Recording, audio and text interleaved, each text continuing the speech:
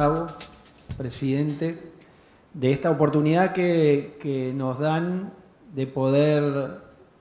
hacer una puesta a punto y quizás una reflexión y un alto en el camino de lo que se hizo, porque evidentemente se ha hecho mucho desde ese momento hasta ahora en materia de salud, y de lo que nos falta por hacer, que evidentemente también es mucho, pero bueno, eso es parte de la historia de cualquier sociedad que quiera avanzar. Y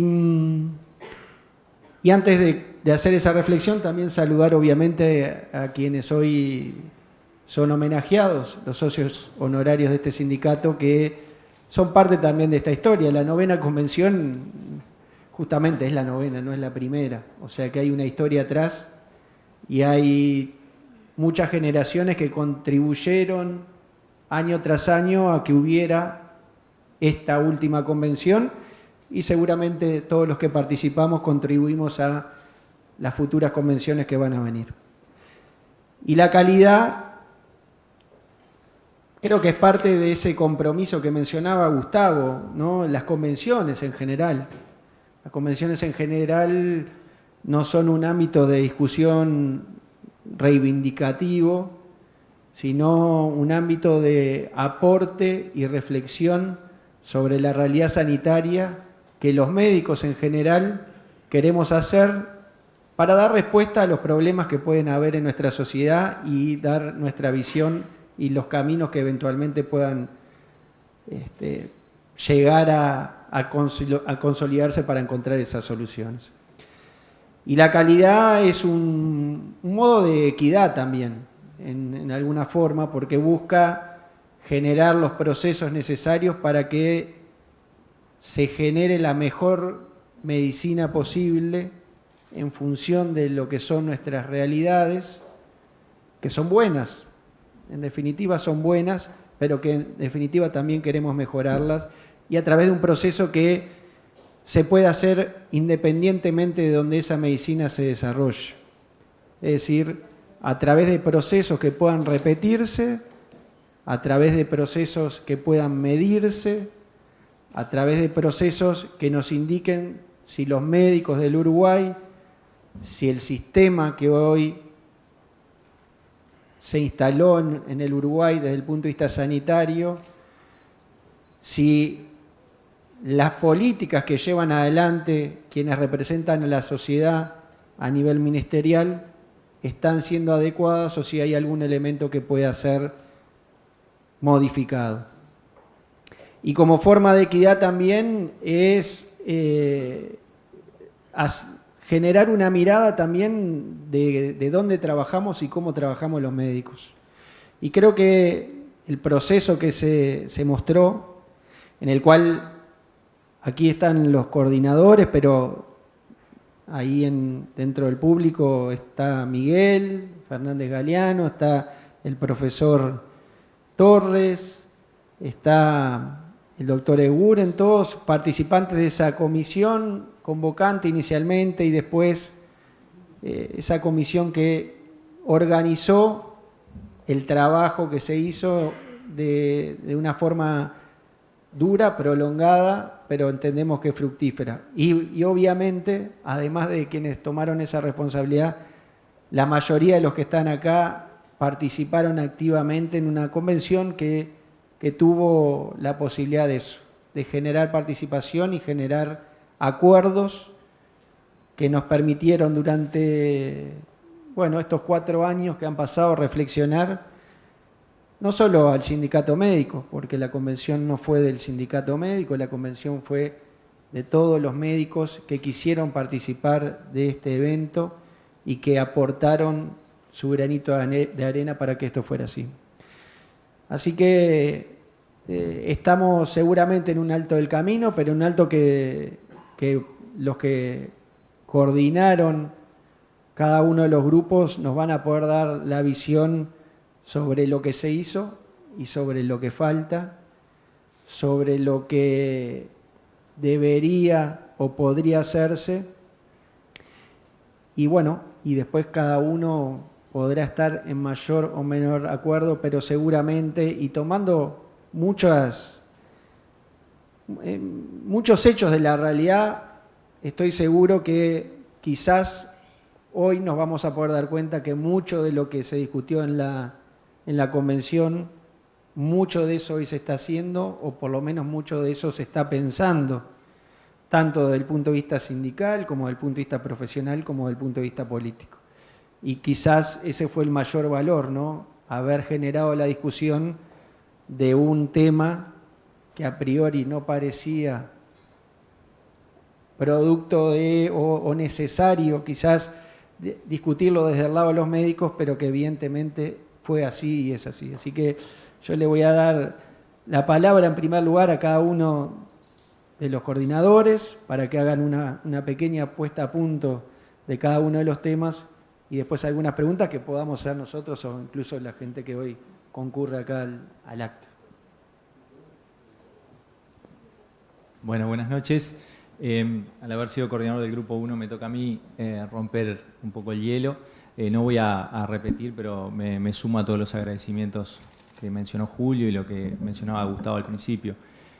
Al momento de haber sido convocado para esta instancia de reflexión, lo primero que nos pasó con el doctor Gerardo Bruno, que fue con el quien tuvimos la co-coordinación del grupo,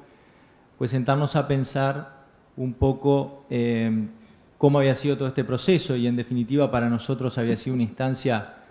más allá del impacto de participar en un evento de construcción colectiva importante, había sido una etapa también de formación y de crecimiento personal, además del desafío que implicó interactuar con un montón de colegas, aprender muchas cosas para tratar de generar un producto de suficiente calidad como para poder ser presentado a todo el colectivo médico. Eso creo que independientemente del final que tuvieran las propuestas que de allí surgieron, ya a nosotros nos hacía sentir que habíamos ganado algo. Después, ¿qué pasó en estos años? La primera pregunta que creo que nos hicimos todos fue, ¿estuvieron acertadas las reflexiones que propusimos a la convención, que propusimos a la discusión? Yo creo que sí. Creo que tal vez, más que retirar alguna de las propuestas, deberíamos seguir agregando, porque en esta construcción permanente creo que los desafíos se van multiplicando a medida que avanza el tiempo. Específicamente en lo que tocó al Grupo 1, tal vez algo que ha tenido bastante visibilidad fueron el empuje hacia la creación de los centros de referencia de patologías de baja incidencia. Ha tenido un empuje importante, está intentando dar sus pasos legislativos, pero estamos mucho más atrás de lo que quisiéramos en ese tema. Nos gustaría que se concretara la etapa legislativa como para que eso fuera el inicio del trabajo real hacia la construcción de centros de referencia. Pero no podemos olvidarnos que esto en todo caso es un hito dentro de toda la construcción. Las premisas que planteábamos en el grupo eran la integración de las redes sanitarias, la creación de una agencia de acreditación sanitaria, la creación de una nueva cultura de calidad y de seguridad dentro de la práctica asistencial, el establecimiento de una agencia de evaluación tecnológica, o sea, un montón de temas que al releerlos los consideramos nuevamente importantes y en todo caso el desafío que tenemos para adelante es cómo ponerlos en la agenda pública para poder avanzar hacia acciones concretas que lo permitan ir construyendo en la realidad. Bueno, buenas noches, gracias Arturo, buenas noches para todas y todos. Es un gusto estar acá con ustedes, agradezco la invitación que nos hizo el Sindicato Médico de Uruguay en este living, esta cosa nueva que se armó, que nos hacen sentir como en casa, porque el Sindicato Médico es nuestra casa, es la casa de los médicos, así que me parece que tiene una simbología muy interesante. Y para que sea mi casa le faltan mis hijos saltando acá alrededor y manchas de café con leche en el coso, pero no están. Nuestro grupo se ocupó de la incorporación de nuevas estrategias a nivel de la formación de recursos humanos. En realidad es un título que no sé si exactamente refleja de los temas que nos ocupamos. Creo que el tema central del grupo 2 que abordamos con el doctor Oscar Novoa, que fue el otro coordinador del grupo,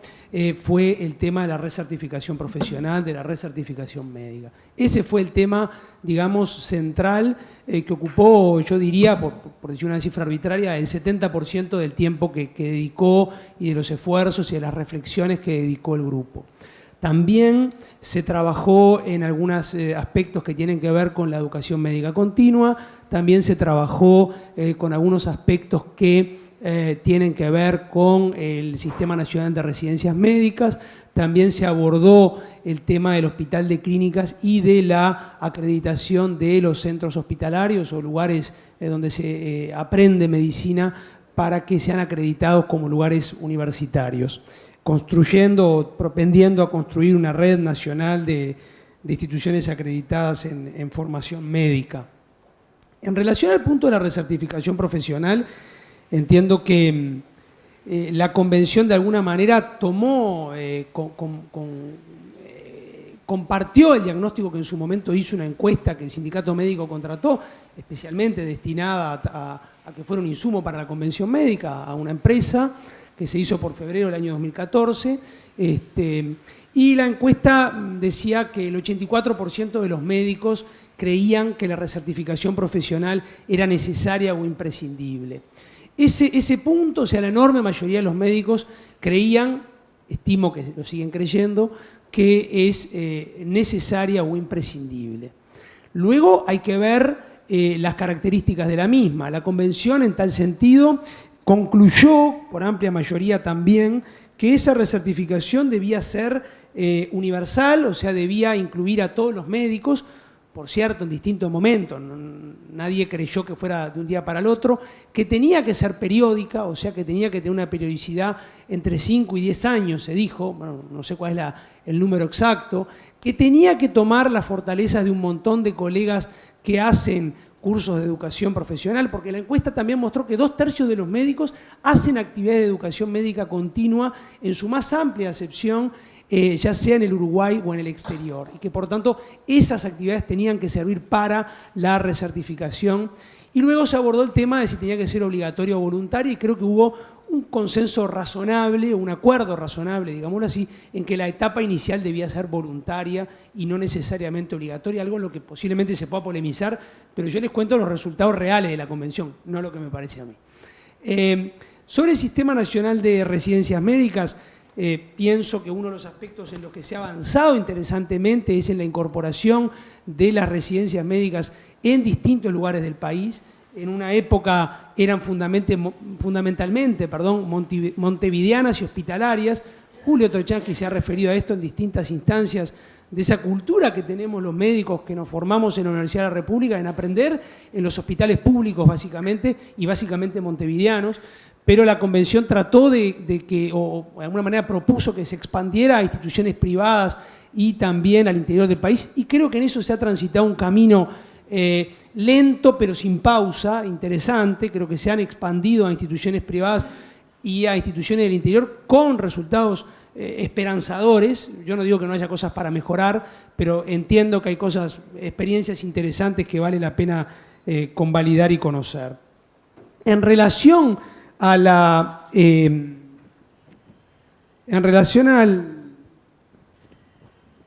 lo que refiere al hospital de clínicas, bueno, es un tema que me tocó muy de cerca en el periodo que estamos terminando. Trabajé junto al rector Marcarián en un proceso, en una propuesta de reconstrucción a través de un mecanismo de financiación que propuso el Poder Ejecutivo, y la universidad finalmente, después de una serie de debates complejos,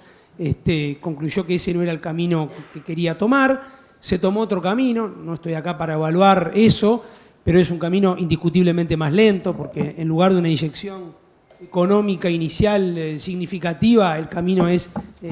a través el redireccionamiento de algunos impuestos de forma anual, de forma que no es la inversión que nosotros inicialmente imaginamos. Pero ahí hay un camino transitado, hay una fortaleza que entiendo yo que está empezando a transitarse. El hospital, ustedes saben que también necesita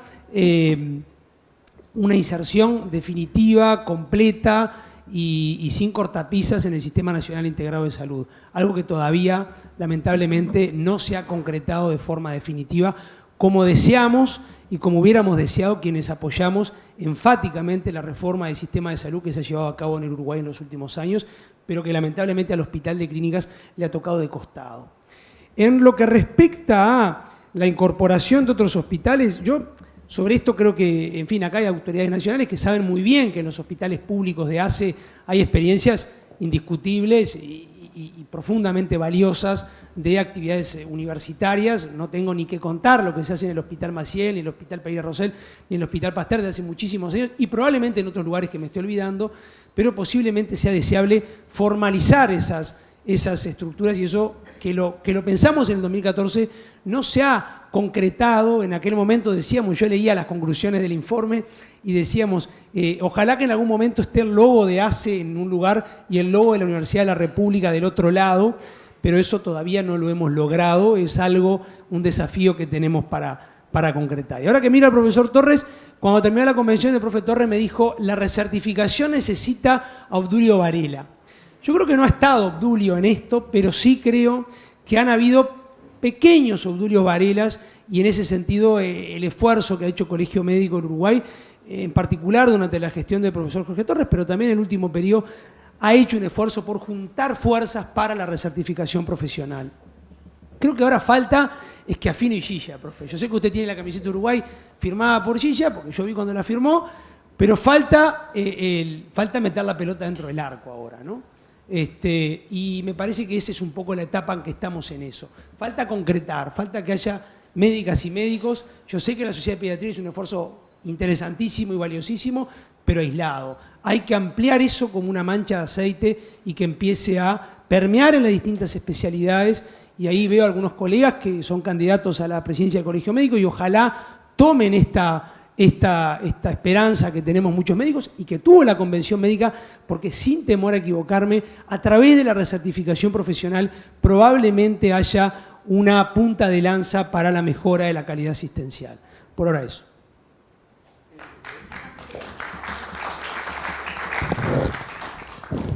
Bien,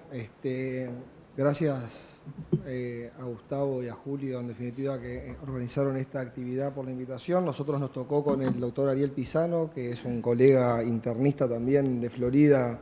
coordinar el grupo 3, que abordaba básicamente los aspectos vinculados a la organización del trabajo médico y al ejercicio profesional desde una mirada distinta a la que habíamos abordado previamente, que era con el objetivo de ver qué cosas podíamos mejorar para mejorar de esa organización, valga la redundancia, para mejorar la calidad asistencial.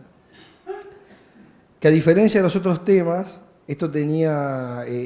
una temática que el sindicato médico en particular ya venía trabajando desde hacía algunos años, porque desde el año 2008, 2009, habíamos empezado a trabajar en una modificación de la organización del trabajo médico, pero capaz que no mirada desde esta perspectiva, digamos, en un escenario de discusión de mejora de la calidad y la seguridad del paciente, sino más de la perspectiva de la organización del trabajo médico para la mejora de un ejercicio profesional en mejores condiciones, y esto capaz que cambió un poco la perspectiva. Y lo otro interesante de los temas de la globalidad de la convención fue que cambiamos la dinámica en que hacíamos las cosas, en el sentido de incorporar la búsqueda rigurosa de la evidencia científica disponible, o la mejor evidencia científica disponible para toma de decisiones. Se trabajó con el IECS de Buenos Aires, se hicieron un montón de instancias iniciales de búsqueda de información, que incluyó, como decía Álvaro, la encuesta médica nacional orientada a estos 4 ejes temáticos. Y eso nos permitió, se trabajó en grupos Delphi, expertos, y una cosa nueva para todos los que algunos hacíamos años que estábamos trabajando en el SMU, en la Asociación de Estudiantes, pero nunca habíamos incorporado esta práctica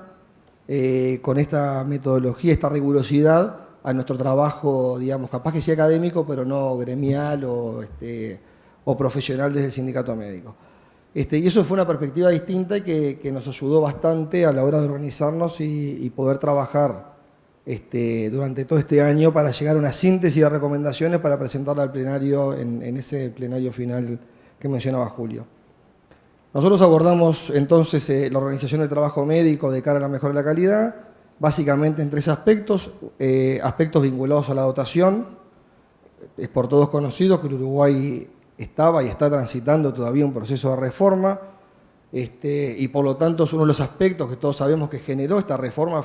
puso arriba de la mesa algunos problemas de dotación de profesionales de la salud en general y médicos en particular y algunas especialidades concretamente.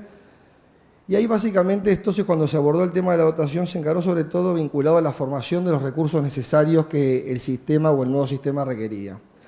Y ahí, luego un debate muy enriquecedor, hubieron dos propuestas concretas o dos líneas de trabajo concretas que se presentaron al plenario de la convención, que fueron aprobadas por una amplia mayoría, alguna de ellas por unanimidad. Una que refería a ese vínculo histórico, pero que Álvaro también lo mencionó, pero complejo, entre el formador de recursos humanos y el tomador de decisiones en cuanto, en este caso, clásicamente el Ministerio de Salud, pero ahora específicamente el regulador y el director del Seguro Nacional de Salud y del SNIS. Que es una relación conocida por todos los que estamos acá, que tiene muchas complejidades, pero que en definitiva, que en el marco de la autonomía universitaria, algunos somos críticos en cuanto a cómo interpretamos desde la universidad, porque varios de nosotros somos docentes universitarios, esa autonomía, y nosotros proponíamos es una autonomía mirada desde a los aspectos académicos, pero no una isla que no tiene conexión con el resto del mundo, con las empresas y con el regulador. Y ahí concretamente se propuso entonces que deberíamos caminar hacia un regulador que tomara las decisiones concretas, basadas en la evidencia y en estudios, de qué necesidades se iba a proyectar de formación de recursos humanos, asesorado necesariamente por el Ministerio de Salud, por más que la Rectoría está en el Ministerio de Salud, pero en el Ministerio de Salud como institución y por la Facultad de Medicina de la Universidad de la República para la toma de decisiones, dejando obviamente librada la autonomía universitaria el proceso de formación de esos recursos humanos. Eso estuvo en discusión, generó mucho debate en la interna universitaria, pero desde la perspectiva de que hemos recorrido en ese camino, eso no ha logrado, digamos, avances sustanciales en estos últimos años. Porque claramente es un tema muy complejo, históricamente complejo, y que sabíamos, cuando nos pusimos a discutir estos temas con esta profundidad, esta complejidad, que podíamos delinear algunos caminos para recorrer, pero que en 4 o 5 años no íbamos a llegar a terminar un proceso de esa envergadura. Y a su vez, que un poco lo había tocado el Grupo 2, estaba vinculado a la universalización del Sistema Nacional de Residencias Médicas como forma para resolver o ayudar a resolver problemas de dotación. Ahí sí surgía evidencia, y evidencia publicada, sobre todo por algunos países de la región como Chile y Canadá, de cómo ellos utilizaban la universalización y la distribución del Sistema Nacional de Residencias como ingreso al mercado de trabajo y por lo tanto era una herramienta más para paliar los problemas de dotación y sobre todo porque uno si va a los números globales de médicos y de especialistas en el Uruguay no deberíamos tener problemas. Básicamente los problemas están orientados a cómo se distribuyen en el territorio y por lo tanto ahí si bien estamos capaz que comenzando a recorrer un camino, estamos a mitad de camino en esta universalización de la residencia en todo el territorio y en todos los efectores del sistema. El segundo aspecto central que discutimos fue la organización del trabajo médico concretamente orientado a la calidad. Ahí hubo dos aspectos centrales. Uno tenía que ver con, esto fue previo a una ronda de Consejo de Salario y por lo tanto se proponía concretamente que la siguiente ronda de Consejo de Salario, esto fue hubo un cambio de gobierno en el medio, incorporar incentivos a la calidad, algo muy complejo, a la hora de discutir las mejoras salariales y la reestructura que es de la organización del trabajo médico que se discute en los consejos salarios. Eso también generó mucha discusión en la interna de los grupos de trabajo y los grupos de Delphi, pero en definitiva hubo una amplia mayoría en la convención y se llegó a proponer la formación de algo que se llamaba Comité de Calidad por Institución con una integración tripartita. La Rectoría, los médicos representados por el SMU y las empresas por empresa. Bueno, eso que estuvo arriba de la mesa, una negativa bastante grande de las empresas Porque ahí se genera una discusión que yo creo que habría que reabordar, no sé en qué está ahora la negociación colectiva específicamente, pero que en algún momento deberíamos reabordar. Lo veían como una intromisión en la interna de las empresas. Porque, digo, ¿de qué estamos hablando? Para decir algo concreto, yo coordino una emergencia de Montevideo. Podríamos decir, bueno, tenemos el diagnóstico de que el número de tomografías solicitadas es elevadísimo, más del que necesitamos. ¿Esto tiene que ver con la calidad? Sí, porque no solo que eso genera retrasos a los pacientes que realmente requieren la tomografía, sino que los irradiamos. Entonces dijimos, bueno, busquemos estímulos, en este caso podrían ser económicos, con un objetivo de disminuir el número de las tomografías solicitadas innecesariamente, como elementos que sumen una necesidad de las empresas que está haciendo tomografías que no tiene que hacer, de los usuarios que están siendo sometidos a estudios que no tienen que ser sometidos, y de los médicos que en definitiva estarían teniendo pagos por incentivos a través de la mejora de la calidad. Eso quedó en la agenda y en aquel momento, pero no se ha logrado concretar, y en su momento recuerdo que tuvo después para llevarlo a la práctica, una oposición bastante importante de las empresas organizadas en las cámaras que están representando en el Consejo Salario. Y un tercer aspecto más vinculado a la organización del ejercicio profesional estaba vinculado al flagelo que ustedes todos conocen de multiempleo y para terminar con un tema que es el que claramente más se ha avanzado y más está en discusión estos 4 años. En la encuesta surge que el 70% de los médicos encuestados estaba de acuerdo en concentrar su trabajo. Y a su vez, el 60% de los médicos encuestados tenían 3 trabajos o más. Cuando fuimos a buscar evidencia con el IEX, claro, teníamos un problema. No existía experiencia en el mundo que la gente trabajara en 5 lugares, en 4 lugares. La discusión de los americanos y de los europeos era cómo hacer para concentrar que trabajen y si era necesario o no en un lugar. El típico esquema de trabajo de los europeos, trabajan en el hospital y después hacen algo de medicina privada como algo extra. Y habían surgido algunos trabajos de investigación sobre si eso era perjudicial o no a los efectos había algunos vinculados más organizados de la gente de la salud ocupacional y la calidad de vida de los médicos y otros organizados desde la perspectiva de la calidad asistencial. Pero encontramos muy poca evidencia, porque claro, el ejemplo uruguayo no lo encontramos repetido en ningún otro lugar. Igual, claramente, aparecieron algunos artículos interesantes, sobre todo algunos chilenos vinculados a la concentración laboral.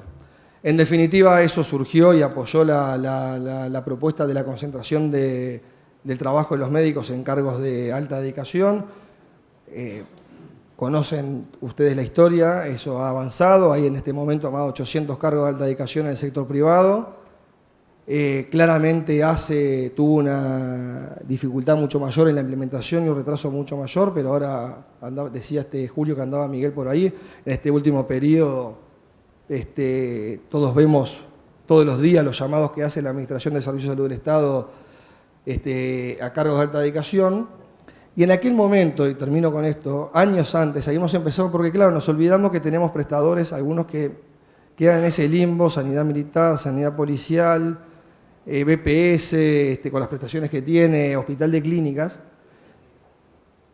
que claro, que en algún momento van a tener que entrar en la agenda de discusión, porque nos está pasando en la universidad. Los cargos de alta dedicación, que no tenemos duda de que son el futuro y que esto no tiene marcha atrás, si no los otros actores, de los otros efectores del sistema, no buscan mecanismos y no usamos la inventiva, porque esto no tiene soluciones mágicas, para ver cómo acompañan el proceso, empiezan a tener problemas para la cobertura de sus recursos humanos. Es claro lo que nos pasa a la Facultad de Medicina, pero también le va a empezar a pasar a los otros hospitales que están por fuera de estas reglas que aplican en este momento solo para las IAMS y para la Administración del Servicio de Salud del Estado.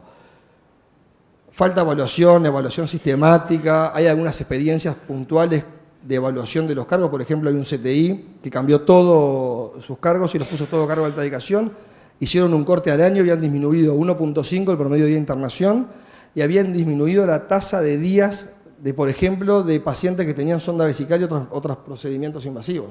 O sea que claramente en algunas cosas que se hicieron en evaluaciones hubo algo que se pudo medir de mejorar la calidad. Pero falta, y creo que es otro que estaba planteado en el proceso, que era lo que hacemos, y fíjense que ya llevamos 4 años de la convención, hay que evaluarlo. Y bueno, eso es una tarea que también es de los actores que están aquí presentes, es del Poder Ejecutivo, del Sindicato Médico de las empresas, en esas negociaciones tripartitas que tienen que evaluar sistemáticamente los cambios que se van implementando. Bueno, un poco dejo por acá para no extenderme más, pero eso fue un poco los ejes centrales del Grupo 3 y un poco la evaluación desde mi perspectiva de lo que se ha avanzado en estos años.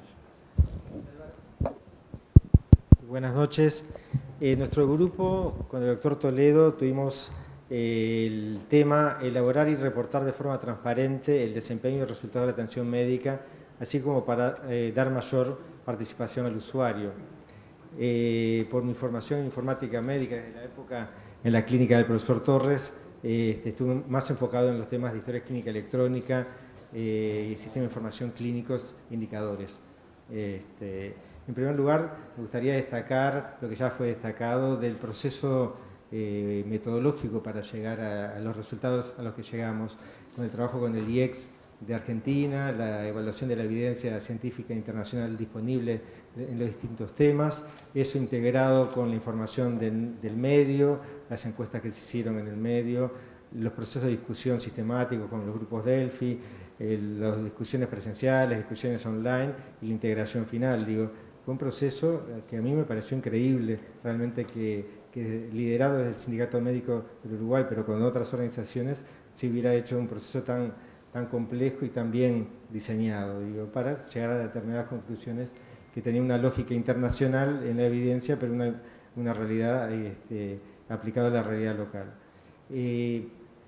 Y respecto a algunas de las propuestas que se manejaron en el grupo, en primer lugar, mencionar impulsar la implantación de la historia clínica electrónica al desarrollo de la telemedicina. En eso, lo que planteaba el grupo en realidad estaba muy alineado con la agenda digital del Uruguay y con una política de Estado que venía desde mucho tiempo atrás. Recuerdo de la época que veíamos esto con el profesor Del Piazzo también, los temas de la normativa de la historia clínica electrónica hace ya un par de décadas, y se ha venido trabajando, más allá de los cambios de gobierno, con una política de Estado para impulsar la agenda digital, en particular en lo que tiene que ver con salud. Ahora en el Uruguay hay un programa, y ya existía en esa época el programa Salud UI, que viene desarrollando una agenda digital en el área de lo que es la historia clínica electrónica, el sistema de información en salud y la telemedicina, que hace que los planteos que se hacían desde este grupo y los planteos que se hacían desde el gobierno estaban alineados. Y si bien sabemos que el proceso que se está viviendo y que se está avanzando en esta área es un proceso muy complejo, también se sabe por la experiencia internacional que son procesos que llevan mucho tiempo y bueno, se está avanzando muy rápidamente para lo que son estos procesos que son largos y son complejos. O sea que se está avanzando en lo que es la implantación de historia clínica electrónica, la receta electrónica, la interoperabilidad y intercambio de información interinstitucional, etcétera, y son proyectos de alcance que tienen que ser de alcance nacional, no pueden ser pensados a nivel institucional, a nivel, esa es la experiencia internacional. O sea que en esto se viene avanzando, y bueno, para tener información de calidad, útil, centrada en el corazón de la producción de las instituciones de salud, más allá de lo que son indicadores de producción, como se medían antes, económicos, financieros, de estructura, se precisa la historia clínica electrónica y se precisa el registro correcto, digamos, y por lo cual lo primero es necesario para esto segundo, y también es un área en la cual se viene avanzando, por lo tanto, digamos, pero siempre más atrasado respecto a lo que es la información más de producción y demás, que llevamos muchas décadas con el SINADI y sistemas que lo miden. Por otro lado, lo que a partir de esa información de indicadores, lo que decía la evidencia es que el hecho de reportar públicamente los indicadores mejora el desempeño de las instituciones que lo hacen, más allá de que los pacientes lo usen o no lo usen. El hecho de que sea público, que sea transparente, mejora el resultado, porque ellos mismos saben que cada institución que está siendo evaluada, más allá de que el paciente finalmente use de una manera lógica toda esa información que está disponible, que no se ha visto, o sea, hay un proceso de comprensión de la información que la evidencia no se veía que fuera aprovechado plenamente, pero sí se vio que las instituciones mejoran sus indicadores a partir del reporte público. Bueno, los otros temas que se trabajaron, como estimular la participación de los pacientes para ejercer su derecho en la toma de decisiones e iniciativas de seguridad, y por otro lado, lo que comentaba Martín, de promover la inclusión de iniciativas por desempeño y calidad, constituyendo uno de los componentes de una estrategia general de mejora en la misma. También está en nuestro grupo y hay evidencia débil de que sirva como tal, sí integrada dentro de un conjunto de herramientas para la mejora de la calidad, y bueno, también fue algo que nosotros trabajamos. Cada uno de los coordinadores ha presentado avances que ha habido, dificultades que ha habido, y en definitiva la convención en su momento y en este momento también lo que hace es llamar la atención y ponerse a disposición, o sea, poner a disposición todo lo que se ha producido para que sigamos avanzando, para que la ley de centros de referencia no sea una ley de media sanción, para que el reporte de indicadores sea más que la satisfacción de los usuarios y que empoderemos al usuario en otro tipo de indicadores de mayor fortaleza y que eso nos brinde realmente y nos posibilite saber qué medicina estamos haciendo todos, no solo los médicos, sino también las organizaciones, que avancemos cada vez más en formar a los recursos humanos y no solo los especialistas, sino también a nuestros estudiantes, más allá de las fronteras de los hospitales públicos, porque hoy ya no es posible que sigamos insistiendo en atender o en formarnos, y lo voy a decir crudamente, en los cuerpos de la población más vulnerable. Nos tenemos que formar y la población tiene que comprender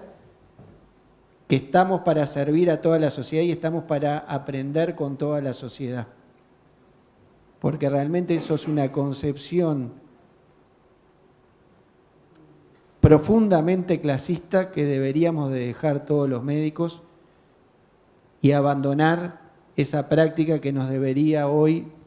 bueno, no digo dar vergüenza porque quizás sería muy, un concepto demasiado para la realidad, pero sí que nos deberíamos repensar y no solo profundizar en la enseñanza de nuestros posgrados en los hospitales y en los hospitales distintos de los que hoy conocemos y en las instituciones de las que hoy conocemos, sino también profundizar en la enseñanza de los pregrados.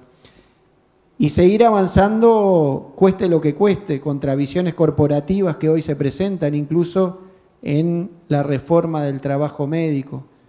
que ha avanzado, que nos ha permitido abandonar paulatinamente el flagelo del multiempleo, pero que nos ha permitido también generar